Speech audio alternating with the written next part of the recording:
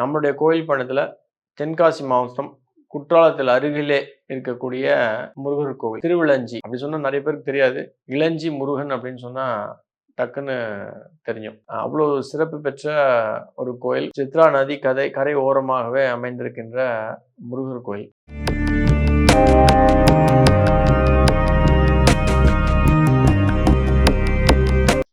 நமஸ்காரம். ரகசிய உண்மை நேயர்கள் அனைவருக்கும் என்னுடைய அன்பான வணக்கங்கள், வாழ்த்துக்கள். அடியார்கள் வாழ, ரெங்கன் நகர் வாழ, சிடகோப்பந்தன் தமிழ்நூல் வாழ, கடல் சூழ்ந்த மண்ணுலகம் வாழ, மணவாள மாமுனியே இன்னும் ஒரு 100 ஆண்டு. தென்காசி மாவட்டத்தில் ஒரு 3 முருகர் கோயில்கள் பிரசித்தி பெற்றது. தோரணமலை முருகர், திருவிளஞ்சி, அதே மாதிரி திருமலை குமாரசாமி. இப்போ நீங்கள் திருவிளஞ்சி அப்படின்னு சொன்னாலே திருவிளஞ்சி குமாரசாமின்னு தான் அவருக்கு பேர். ஆனால் இவர் பூமியுடைய நிலப்பரப்பிலேயே இருக்கக்கூடிய குமாரசாமி. பண்பொழி அப்படின்றது மலை மேல், திருமலை மேல் அமர்ந்திருக்கின்ற குமாரசாமி. இந்த 3 கோயில்ல என்னுடைய அறிவு கேட்டதுல ஒரு தனி சிறப்பு. ஒரு கோயிலுக்கு போய் நம்ம ஒரு பெரிய மன அமைதியும் சந்தோஷத்தையும் நம்ம பெறணும் அப்படின்னா அது திருவிளஞ்சி தான்.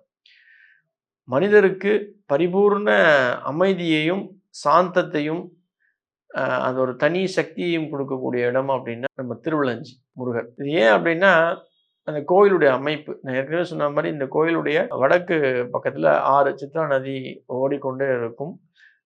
இந்த கோயிலுடைய நிலப்பரப்பே பார்த்தீங்க அப்படின்னா வயலை சார்ந்த பகுதி.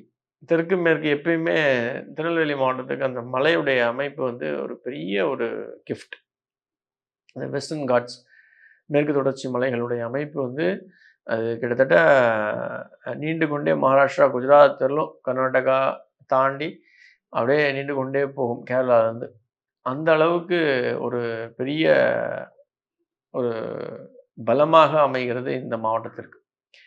எப்படி தாமிரபரணி தண்ணியோ அந்த அளவுக்கு இந்த மேற்கு தொடர்ச்சி மலையுடைய அமைப்பு. அந்த வகையில் திருவிளஞ்சி முருகர், இளஞ்சி முருகன் அப்படின்னு நம்ம சொல்லிட்டோம் அப்படின்னாலே நமக்கு முதல்ல நினைவுக்கு வருது வெண்மணலால் அகத்தியரால் பிடித்து லிங்கமாக அமைக்கப்பட்டு வழிபடப்பட்ட ஈஸ்வரன் தான். அந்த கோயிலில் ஈஸ்வரனுடைய வலது பக்கத்தில் பிரம்மாண்டமாக நமக்கு காட்சி அளிக்கக்கூடிய இளஞ்சி முருகன். அது சொல்லும்போதே மெய் சிலுக்கக்கூடிய ஒரு அமைப்பு. அந்த அளவுக்கு ஒரு சிறப்பு பெற்ற முருகன். நீங்கள் இவரை போய் தரிசிக்கணும், சேவிக்கணும் அப்படின்னா சாதாரணமாகவே தைப்பூசம் விசேஷம் எல்லா முருகர் கோயிலையும். அதுலேயும் விசாக நட்சத்திரம் அன்னைக்கு நீங்கள் இவரை போய் சேர்க்குறீங்க அப்படின்னா ஒரு தனி அமைப்பு, ஒரு தனி ஒரு வரம் உங்களுக்கு நிச்சயமாக தேடி வரும். கிருத்திகை நட்சத்திரம், விசாக நட்சத்திரம் இந்த நாட்களில் இளஞ்சி முருகனை சேவிக்கிறது ரொம்ப ரொம்ப நல்லது.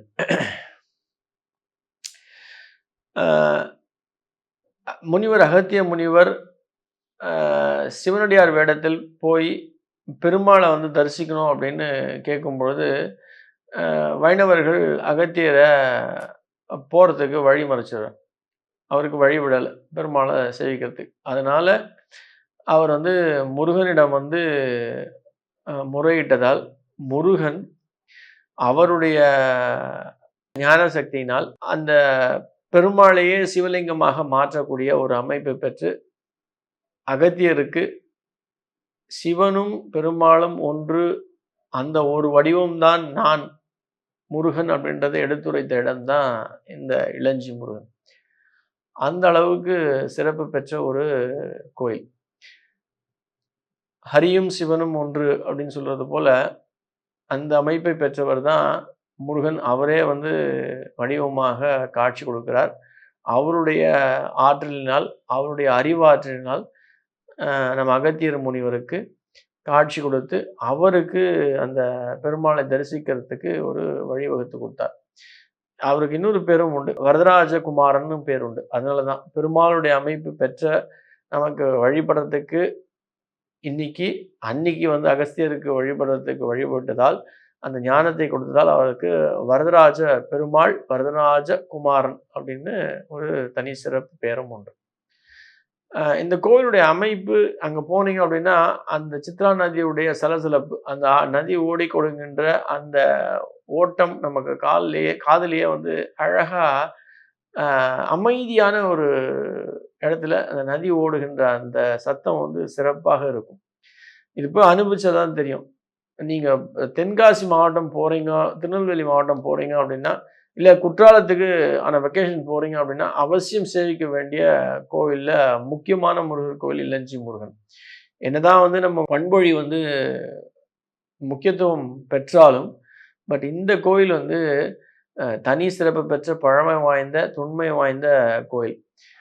நிலப்பரப்பிலேயே இருக்கக்கூடிய மலையில அமையாம நிலப்பரப்பிலேயே இருக்கக்கூடிய ஒரு கோயில் தான் வந்து இந்த இளஞ்சி முருகர் கோயில். எல்லா கோயில்லையும் இருக்கிற மாதிரி அவசியம் வந்து தட்சிணாமூர்த்தி இருப்பார் தெற்கு நோக்கி. அதேபோல் பைரவர் இந்த கோயிலில் 2 கோயில்லையுமே, அதாவது பண்பொழியும் சரி, இந்த கோயில்லையும் சரி, பைரவருக்கு தனி அமைப்பு உண்டு. இந்த கோயிலில் பைரவர் வந்து தன்னுடைய வாகனத்தோடு நமக்கு காட்சி கொடுப்பார். வடகிழக்கிலே தெற்கு நோக்கி இருப்பார். இந்த கோயிலில் அதே போல் துர்க்கையும் உண்டு, விஷ்ணு பகவானும் உண்டு. இவாளை சுற்றின்னு நீங்கள் பிரதர்ஷனம் பண்ணிட்டு வந்தீங்க அப்படின்னா, நமக்கு அருணகிரிநாதருடைய ஒரு தனி சிற்பம் வந்து இங்கே இருக்கும். அருணகிரிநாதர் பாடல் பெற்ற ஸ்தலம் இது அப்படின்னு அழைக்கப்படுகின்ற கோயில் தான் வந்து திருவிழஞ்சி. அகத்தியரால் வழிபடப்பட்டு வந்தாலும், பட் இன்னைக்கு இந்த கடைசி காலகட்டத்தில் அருணகிரிநாதர் பாடல் பெற்ற ஸ்தலம். அந்த அளவுக்கு சகல ஐஸ்வர்யங்களையும் பெற்ற ஒரு கோயில் அப்படின்னா அது வந்து திருவிழஞ்சி. இளஞ்சி முருகன் அப்படின்னு தான் எல்லாருக்குமே தெரியும். ஆனால் பட் அதை அழைக்க வேண்டியது திருவிழஞ்சின்னு தான் மரியாதையோடு நம்ம அழைக்கணும். அதுக்காக தான் நான் அதை அடிக்கடி ஸ்ட்ரெஸ் பண்ணி சொல்கிறேன். அந்த அளவுக்கு சிறப்பு பெற்ற கோயில். காரியம் தடை அப்படின்னு இருக்குது அப்படின்னா, நீங்கள் திருவிழஞ்சி முருகனை போய் நீங்கள் வேண்டிக்கிறீங்க அப்படின்னா நிச்சயமாக உங்களுடைய காரியங்களுக்கு தடையாக இருக்கின்ற எல்லா விஷயங்களும் உடைத்து காரியங்களை முருகப்பெருமான், இளஞ்சி முருகப்பெருமான் நிச்சயமாக நடத்தி கொடுப்பார் அப்படின்றது ஒரு நிதர்சனமான உண்மை. அதே போல் செவ்வாய்க்கிழமைகளில் எல்லாருக்குமே தெரியும் முருகனை வழிபாடு அப்படின்னாலே செவ்வாய்க்கிழமை தான். பட் இந்த இளஞ்சி முருகனை நீங்கள் செவ்வாய்க்கிழமையில் போய் வழிபடுறீங்க அப்படின்னா, அதுவும் சஷ்டி நாட்களில் வருகின்ற செவ்வாய்க்கிழமையில் அது வந்து ஒரு தனி ஆடட் உங்களுடைய எதிர்பார்ப்புகள் அனைத்தையும் இளஞ்சி முருகன் பூர்த்தி செய்து கொடுப்பார் அப்படின்றது தான் ஐதீகம். நன்றி. ஆழ்வார் ஆச்சாரியன் எம்பெருமானார் ஜீயர் திருடிகளே சனம், அன்றால் பிச்சக்குலிங்கம் திருடிகளே சனம் சனம் சனம்.